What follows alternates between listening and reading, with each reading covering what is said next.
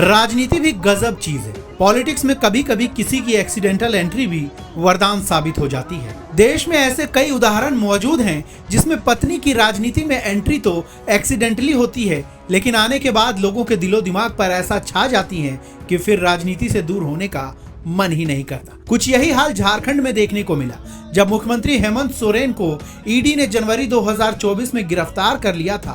गिरफ्तारी से पहले उन्होंने मुख्यमंत्री पद से इस्तीफा दे दिया था।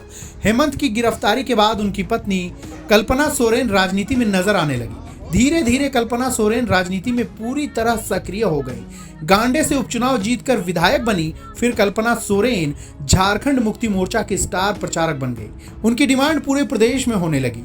जेएमएम के नेता अपने अपने क्षेत्र में उनका कार्यक्रम लेने लगे। बता दें कि हेमंत सोरेन को अपनी गिरफ्तारी की चिंता बहुत पहले से सता रही थी, इसलिए उन्होंने अपने जेल जाने के बाद पैदा होने वाले हालात को संभालने के लिए अपने उत्तराधिकारी की तलाश तेज कर दी थी। उन्हें अपनी पत्नी में अपना उत्तराधिकारी नजर आया। इसी के साथ कल्पना सोरेन को चुनाव में उतारने की तैयारी शुरू कर दी गई। इसी क्रम में जेएमएम विधायक सरफराज अहमद ने गांडे सीट से इस्तीफा दिया, जिससे कल्पना वहां से उपचुनाव लड़कर विधानसभा में पहुंच सके। हेमंत सोरेन के जेल जाने के बाद मुख्यमंत्री की कुर्सी पर चंपाई सोरेन को बैठाया गया।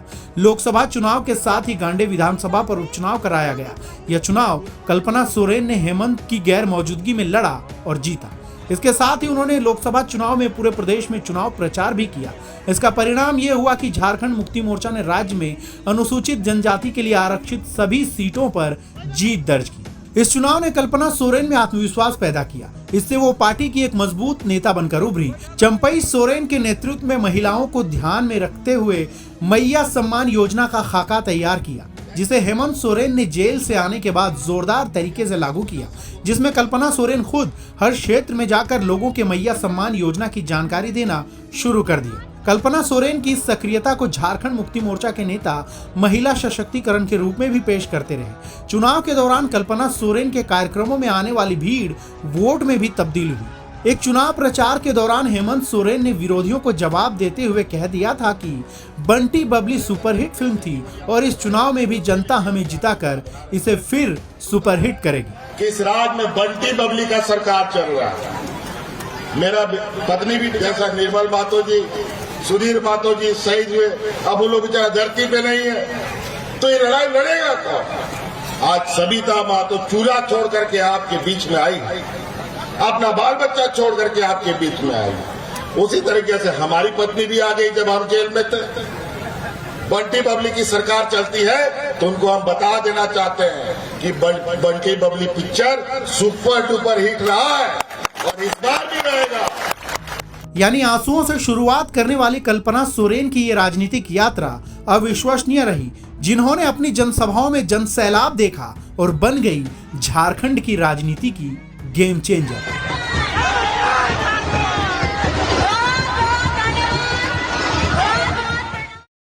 मैं अभी फिलहाल के तौर पे यही कहना चाहूंगी, क्योंकि काउंटिंग अभी भी चल रही है, तो हम लोग जब इतना इंतजार किए हैं तो बस कुछ घंटों का और इंतजार हो जाए।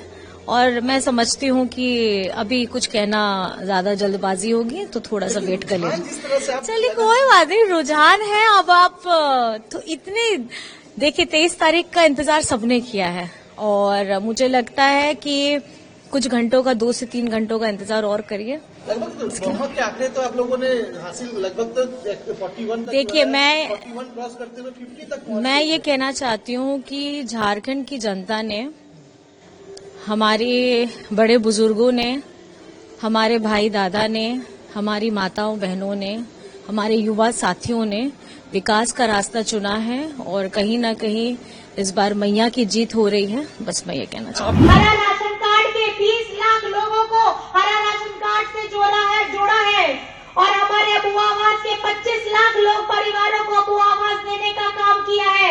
हमारी सावित्रीबाई फूले की 9 लाख बेटियों को हमने पढ़ाने का काम किया है, उनको 40,000 राशि देने का काम किया है।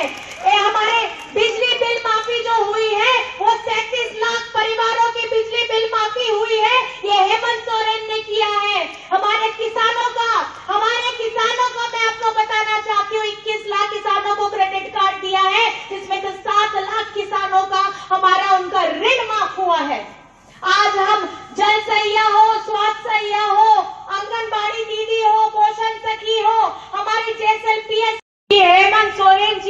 मजबूत बनाना है। आप लोग हेमंत जी के कार्य से खुश हैं कि नहीं है, मेरे को बताइए। खुश हैं? अपना दोनों हाथ उठा करके नारा हेमंत दोबारा। क्या है?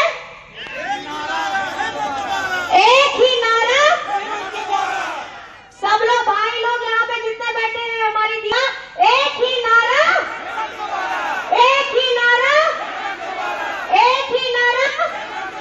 और 13 तारीख को खुश है? राज्य का मुख्यमंत्री कैसा हो?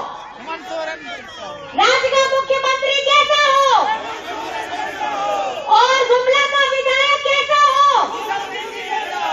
मैं आपको बताना चाहती हूँ, जिस तरीके से सागर में एक एक बूंद देकर के सागर बनता है, उसी तरीके से आपका एक एक वोट मिल करके भैया को विधायक बनाना है, हेमंत जी को हमको मुख्यमंत्री बनाना है। क्योंकि हमारी लड़ाई अपने अस्तित्व की लड़ाई है और आज हम उसे बचाने के लिए बरसों बरस से जद्दोजहद करते हुए अभी भी हम अपनी लड़ाई लड़ रहे हैं और आगे भी हम अपनी लड़ाई लड़ते रहेंगे। बस साथ चाहिए आप लोगों का। आप लोग तैयार हैं?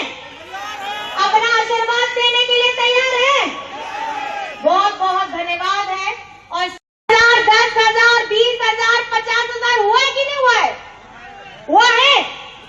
तो आज इस महंगाई के दौर में आपके सर से बोझ, महंगाई का बोझ किसने कम किया है? किसने कम किया है?